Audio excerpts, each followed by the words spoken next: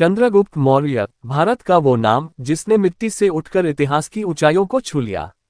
वो समय जब भारत अनेक छोटे छोटे राज्यों में बंटा हुआ था, कोई एकता नहीं थी, हर राजा अपनी अपनी सीमाओं के लिए लड़ रहा था और दूसरी ओर विदेशी आक्रमणकारी हमारी जमीन को लूटने में लगे हुए थे। तभी जन्म हुआ एक ऐसे बालक का जो न राजघराने में जन्मा था, न उसके पास धन था, न ही सेना, लेकिन उसके भीतर एक आग थी, भारत को एक करने की आग। कहते हैं चंद्रगुप्त का जन्म लगभग 340 बीसी में हुआ। कई इतिहासकारों का मानना है कि वह मौर्य वंश से था, लेकिन गरीब परिवार से। उसकी प्रारंभिक शिक्षा का जिक्र मिलता है तक्षशिला विश्वविद्यालय से, जहां एक दिन उसकी मुलाकात हुई आचार्य चाणक्य से। चाणक्य एक ब्राह्मण जो अपने देश को विदेशियों से अपमानित होते नहीं देख सकता था। जब उसने चंद्रगुप्त की आंखों में देखा तो उसे वहां केवल एक बालक नहीं बल्कि भविष्य का सम्राट दिखा। आचार्य चाणक्य ने उसे शास्त्र, शस्त्र और रणनीति की ऐसी शिक्षा दी जो उस समय के किसी भी राजा को नहीं मिली थी। चंद्रगुप्त तैयार हुआ एक ऐसा योद्धा जो अकेले नहीं लड़ता था बल्कि पूरे भारत को एक साथ लेकर चलता था। चाणक्य और चंद्रगुप्त ये रिश्ता गुरु और शिष्य से कहीं बढ़कर था। ये राष्ट्र निर्माण की साझेदारी थी। जब सिकंदर महान भारत आया तब भारत के उत्तर पश्चिमी राज्यों ने बिना एकता के उसका सामना किया और हार गए।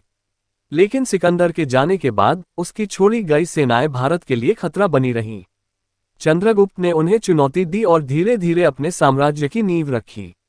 उसने पहले पंजाब के इलाकों को आजाद कराया, फिर अपने असली लक्ष्य की ओर बढ़ा, मगध। मगध उस समय का सबसे शक्तिशाली राज्य था, जहां घनानंद का शासन था। लेकिन घनानंद अहंकारी, लालची और जनता की पीड़ा से अनजान राजा था। चंद्रगुप्त और चाणक्य ने एक लंबी योजना बनाई। उन्होंने गांव गांव में जाकर जनजागरण किया, सेनाएं इकट्ठी की, रणनीति बनाए और अंत में घनानंद को हराकर मगध को अपने अधीन कर लिया। यहीं से शुरुआत हुई भारत के पहले सबसे बड़े साम्राज्य की, मौर्य साम्राज्य। चंद्रगुप्त मौर्य अब केवल एक राजा नहीं था, वह एक सम्राट था।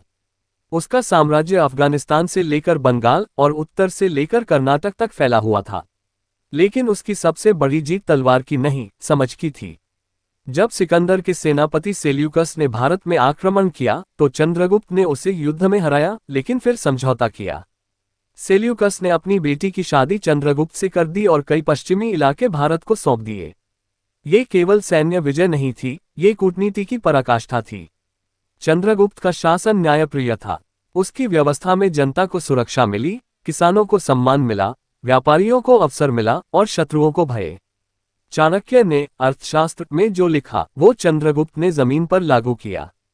एक सशक्त प्रशासन, कुशल खुफिया तंत्र, व्यवस्थित कर प्रणाली, सब कुछ ऐसा था जो आज के युग में भी प्रेरणा दे।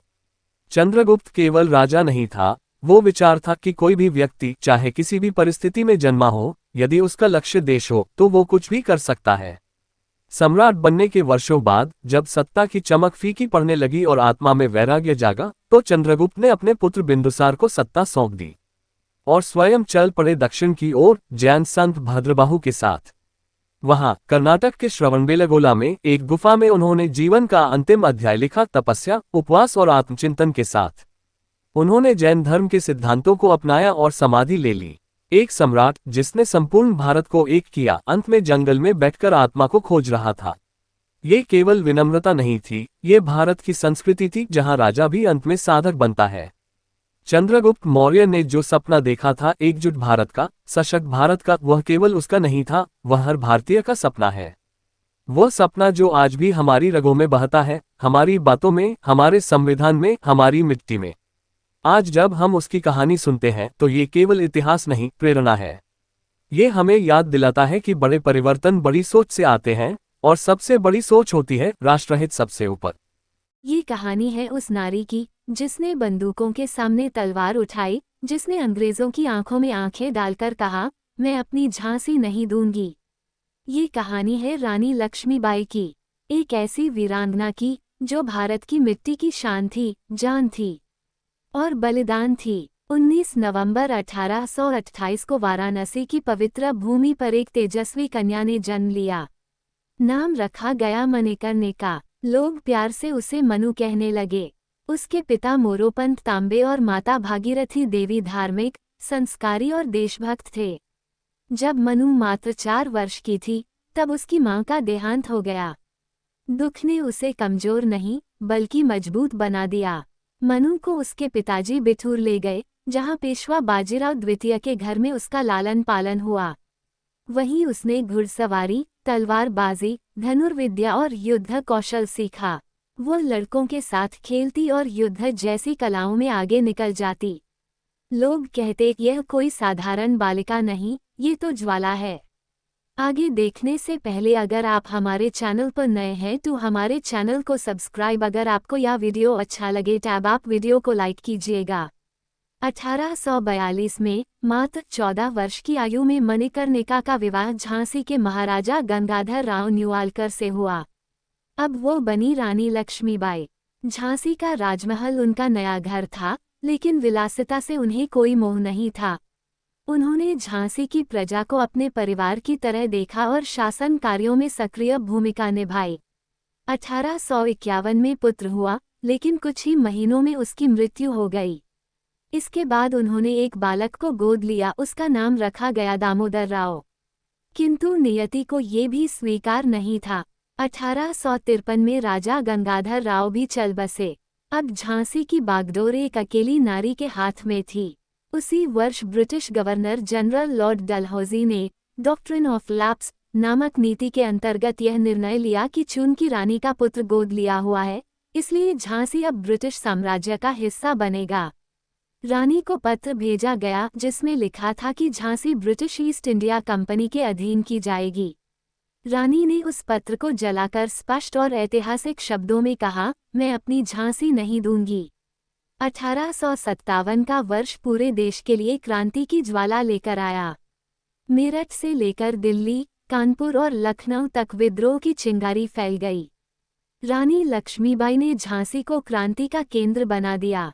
उन्होंने सेना तैयार की, जिसमें महिलाओं को भी युद्ध कला सिखाई गई। झलकारी बाई, गौस खान, खुदाबख्श जैसे सेनानी उनके साथ खड़े थे। तलवार रानी की शान बन गई और झांसी रणभूमि। मार्च 1858 में अंग्रेज जनरल ह्यूरोज ने झांसी पर आक्रमण कर दिया। रानी ने किले की दीवारों से सेना का नेतृत्व किया।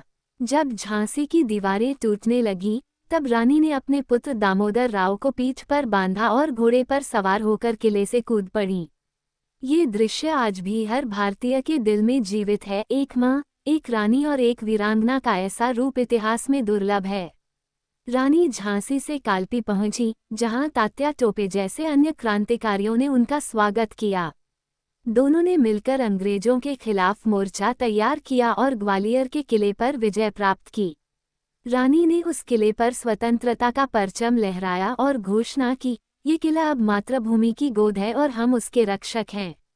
लेकिन अंग्रेजों ने ग्वालियर पर भी हमला किया। 18 जून 1858 को कोटा की सराय में रानी लक्ष्मीबाई ने अंतिम युद्ध लड़ा। सफ़ेद साड़ी पहने, तलवार लिए, घोड़े पर सवार होकर वे युद्धभूमि में कूद पड़ीं। उन्होंने अकेले कई अंग्रेज सैनिकों को पराजित किया, लेकिन एक गोली उनके शरीर में लगी और वे घायल हो गईं। एक साधु उन्हें पास के शिविर में ले गया, जहां रानी ने अपनी अंतिम इच्छा जताई, मेरा शरीर अंग्रेजों के हाथ न लगे, मुझे अग्नि दे दो। रानी लक्ष्मीबाई की चिता जल उठी, लेकिन वह आग बुझी नहीं। वो आग आज भी हर भारतीय के सीने में जल रही है। वो केवल शरीर से गईं, पर आत्मा से आज भी इस देश की रक्षा कर रही हैं। उनकी समाधि ग्वालियर में आज भी उनके बलिदान की गवाही देती है। आज जब भी हम भारत माता की जय बोलते हैं, तो उस जयघोष में रानी लक्ष्मीबाई की तलवार की गूंज होती है। वह नारी शक्ति का प्रतीक हैं, देशभक्ति का जीवंत उदाहरण है और साहस की मूर्ति हैं। उनका जीवन हमें सिखाता है कि अगर इरादे बुलंद हों, तो अकेली स्त्री भी एक साम्राज्य से टकरा सकती है। आज भारत स्वतंत्र है, पर उस आज़ादी की नींव में रानी लक्ष्मीबाई का खून, पसीना और बलिदान मिला हुआ है। जब जब कोई बेटी साहस दिखाती है, अन्याय के खिलाफ खड़ी होती है, तब तब रानी लक्ष्मीबाई उसमें जीवित हो जाती हैं। रानी लक्ष्मीबाई इतिहास नहीं, एक ज्वलंत प्रेरणा है। उनके जीवन से हमें केवल वीरता ही नहीं, बल्कि निष्ठा, समर्पण और आत्मबल का पाठ भी मिलता है। वे कह गई हैं, अगर मातृभूमि पर आन जाए, तो हर स्त्री लक्ष्मीबाई बन जाए। ये थी रानी लक्ष्मीबाई की अमर गाथा, एक ऐसी रानी जो भारत के हर कोने में अमर है, हर दिल में जीवित है।